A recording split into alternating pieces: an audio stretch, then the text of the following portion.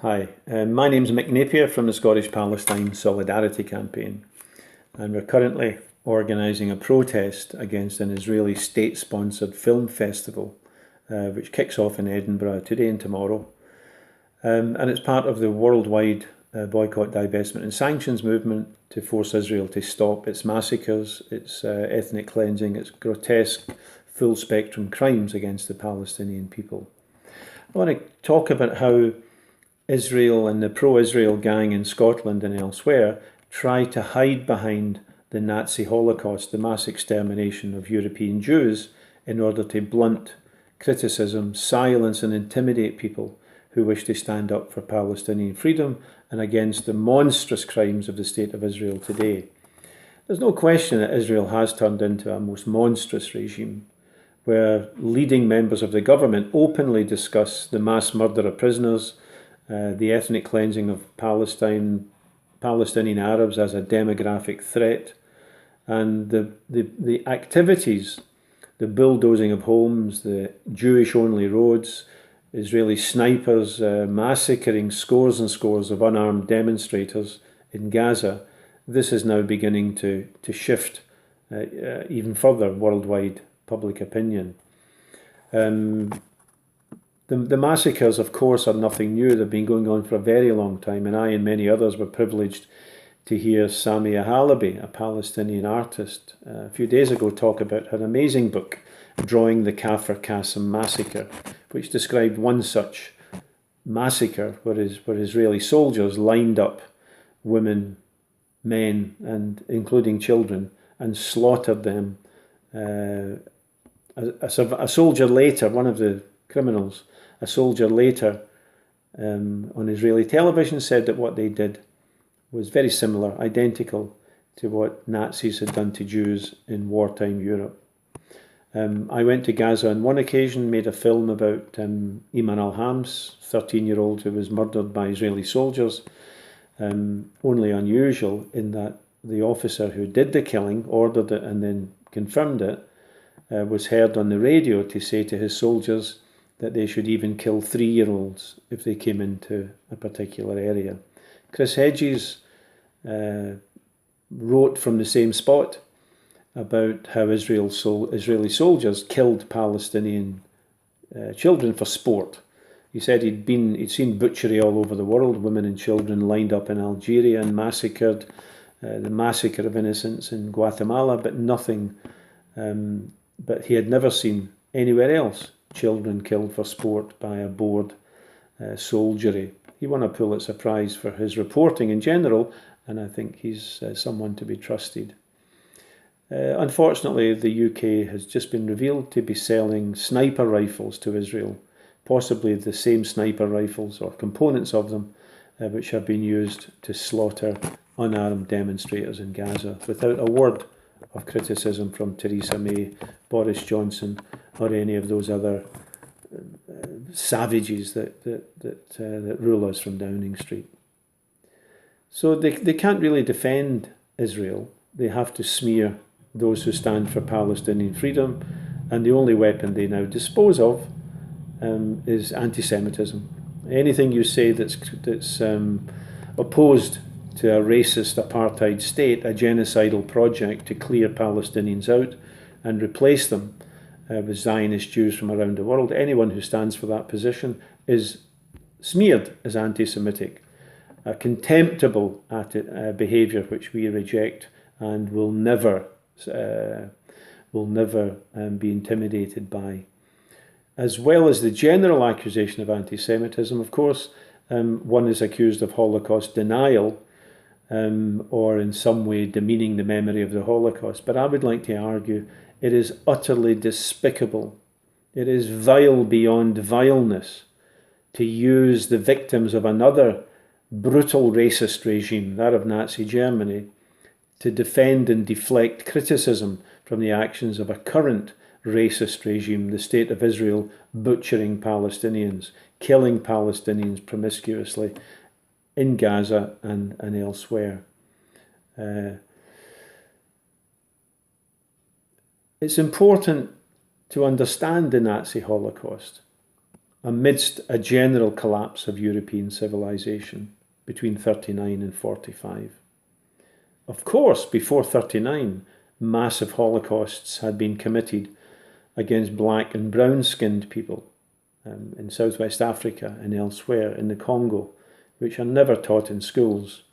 But when the Holocausts moved to Europe, then these can be included in British school curricula. But the lessons that are drawn from them, well, it hardly adds up to an ethical guide to action. But it's vile to try to defend what Israel is doing by exploiting the memory of the innocent victims of mass racist murder in Europe between 39 and 45. I visited the Berlin Jewish Museum, a few years ago. My kids lived in Berlin at that time, one of them still does, and I was struck by the quality of that museum and recommend others to visit it. But very near the end of the exhibits, there's the testimony of one man who survived the Holocaust, one of the remnants of German Jewry, who then emigrated to Israel and left horrified by the similarity between what he remembered from pre-war Germany and what he was seeing with his own eyes in Israel after 1948. Hayo Meyer, a friend who died a few years ago, survived Auschwitz, a hero of the Dutch anti-Nazi resistance, and when Hayo came to Scotland, he drew parallels between how the Nazis had dehumanised him as a child in pre-war Germany, and he saw great parallels between the same process already far advanced by means of which the Zionist state of Israel was dehumanising Palestinians. And once they're dehumanised, of course, they can be killed in large numbers, currently happening. There's nothing controversial about drawing comparisons between Israel and Nazi Germany. Israeli Senior General Yair Golan in 2016 at a Holocaust commemoration event noticed and drew attention to the similarities, the deep, virulent popular racism and the state-enforced racism existing in Israel today and 1930s Germany. Dr. Ofer Kassif at the Hebrew University made the same comparisons in one of his lectures. Of course, the sky fell on them. They came under tremendous pressure from the Zionist authorities, but what they said was something that anyone who takes a look at Israel today in 1930s Germany can see at a glance is perfectly valid. That said, I think that people draw comparisons with Nazi Germany quite often because they're unable to access the true horror of European colonialism, especially settler colonialism, the hunting down of black people for sport and killing them in Australia, the extermination of Native Americans in North America by European settlers, and the tremendous war of extermination in Argentina by Spanish-speaking settlers after they had gained independence from Spain. So the bloody genocidal potential of all settler colonialism is really what helps to explain how Israel is treating Palestinians. There's nothing uniquely Jewish or Christian or whatever about it. It fits into the template. And I think it's important, therefore, to understand that because the Holocaust is being mystified. Conversations today, the Polish government is trying to ban any reference to any Polish guilt for the extermination of Jews. Patently absurd. But the key to understanding anti-Semitism in pre-war Europe and anti-Semitism, even when it becomes genocidal, is that there's a class analysis that can help to make sense of it.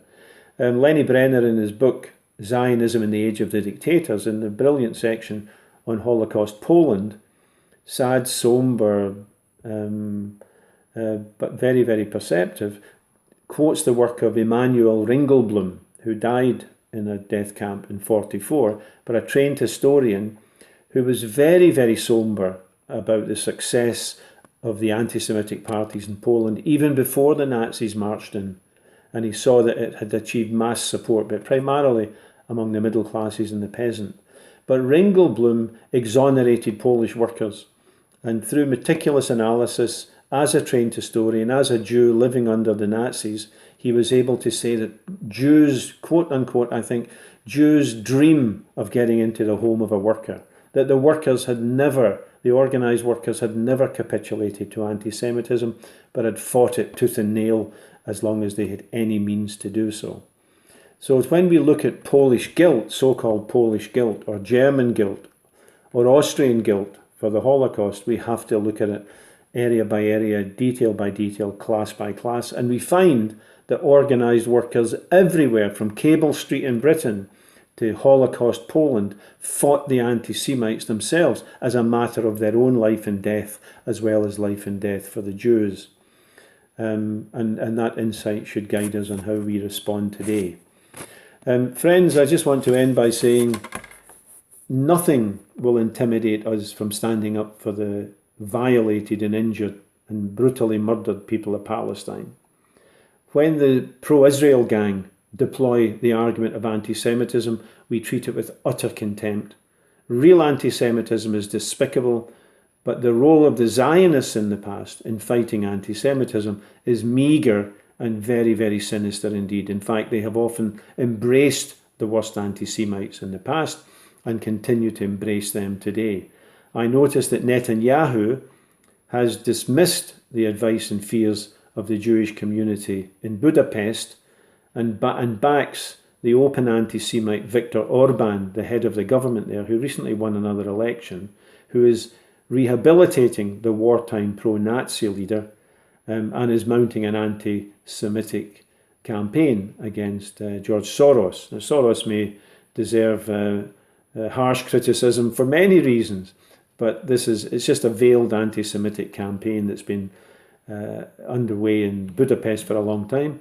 And Netanyahu and the Israeli government have no hesitation in embracing the anti-Semites and dismissing the fears and concerns of Hungarian Jews. So we take no lessons from these creatures. They are supporters of the most vile racism, Jewish-only roads, demolition of Palestinian homes, snipers killing adults, women, men, children in Gaza week after week after week. They are absolutely lost to human decency, no more than Theresa May and Boris Johnson, who continue to defend and arm them and treat them as allies.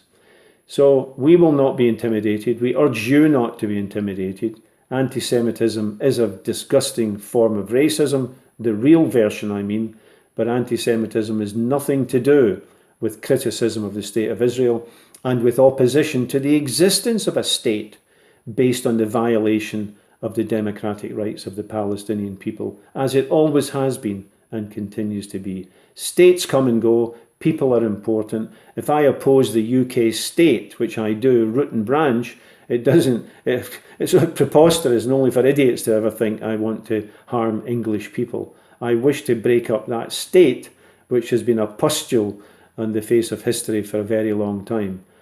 We can oppose states. We'll continue to oppose vicious, racist states. And we ask all people who support the rights of the Palestinians not to be intimidated by the use of anti-Semitism or even the Nazi mass exterminations in order to silence us. It's despicable and we repudiate it.